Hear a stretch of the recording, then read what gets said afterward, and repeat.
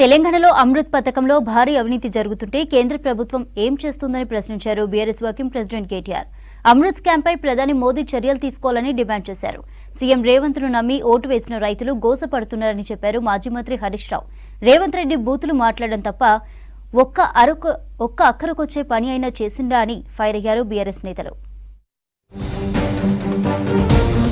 Amrit scheme second phase టెండర్లలో CM Revanth అధికార దుర్వినియోగానికి పాల్పడ్డారని ఆరోపించారు బీఆర్ఎస్ వర్కింగ్ ప్రెసిడెంట్ కేటీఆర్. తెలంగాణలో 8,888 కోట్ల విలువైన అమృత్ స్కీమ్ టెండర్లపై దర్యాప్తు చేయించాలని కేంద్ర మంత్రి మనోహర్ లాల్ ఖట్టర్కు కేటీఆర్ రిక్వెస్ట్ చేశారు. ఢిల్లీలో కేంద్ర మంత్రి ఖట్టర్ను కలిసిన కేటీఆర్ సీఎం రేవంత్ తన బామ్మార్దికి టెండర్లు కేటాయించి ఆఫీస్ ఆఫ్ ప్రాఫిట్ రూల్స్ ఉల్లంఘించారని ఆరోపించారు.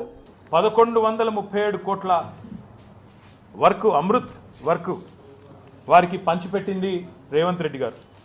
అర్హత లేని కంపెనీ, అడ్రస్ లేని కంపెనీ, ఆయనకున్న అర్హతల్లా రేవంత్ రెడ్డి గారి బావమరిది కావడమే.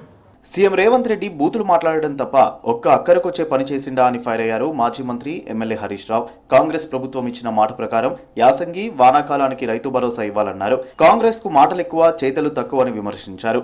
రైతులు వడ్లు లోడ్ ఎత్తమంటే రేవంత్ డబ్బు మూటల లోడ్ మహారాష్ట్రకు ఎత్తుతున్నాడని విమర్శించారు హరీష్ రావు. ధాన్యం దళార్ల పాలైపోయింది.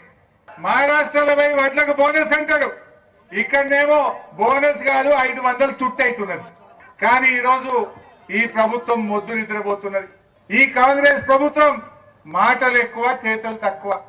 ఏ ఒక్కటన్న హామీ నిలబెట్టుకున్నారా? రుణమాఫీ చేస్తానని చెప్పి సీఎం రేవంత్ మాట తప్పారని మాజీ మంత్రి హరీష్ రావు విమర్శించారు. సకాలంలో కొనుగోలు ప్రారంభించకపోవడంతోనే ధాన్యంను రైతులు ప్రైవేట్లో అమ్ముకుంటున్నారని ఆరోపించారు. వేములవాడ రాజరాజేశ్వర స్వామి ఆలయాన్ని బీఆర్ఎస్ నేతలతో కలిసి హరీష్ రావు దర్శించుకున్నారు. కార్తీక మాసం కావడంతో ఎమ్మెల్యే గంగులతో కలిసి హరీష్ రావు ప్రత్యేక పూజలు నిర్వహించారు. ఇప్పటికే రైతులు అకాల వర్షాల వల్ల పంటలకు మద్దతు ధర రాక చాలా ఇబ్బంది పడతా ఉన్నారు.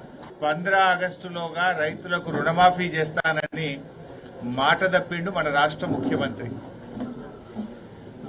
మాట తప్పిండు. కానీ ఇవాళ మేము దేవుని దగ్గరికి పోయి, దేవుడా ఈ రాష్ట్ర ముఖ్యమంత్రి గారు నీ మీద ఒట్టుబెట్టి మాట తప్పిండు.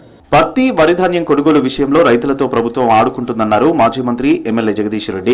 కొనుగోలు జరపకుండా పథకం ప్రకారం రైతులను దళారీలకు మిల్లర్లకు వదిలేశారని విమర్శించారు. దీని వెనుక 100 కోట్ల అవినీతి జరిగిందని, మంత్రులు దళారులు మిల్లర్లతో కుమ్మక్కయ్యారని మండిపడ్డారు.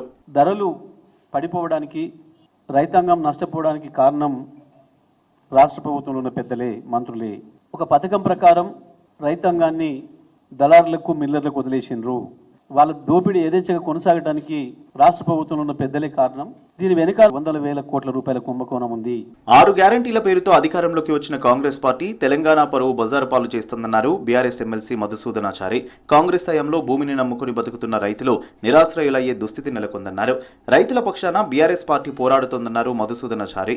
ఏ ఒక్కరు కూడా గ్రామ సభకు రాలేదు అనంటే మూడ్ ఆఫ్ ది మాబ్, అది ప్రజాభిప్రాయానికి నిదర్శనం. వాళ్ళు భూములు ఇవ్వడానికి సిద్ధంగా లేరు.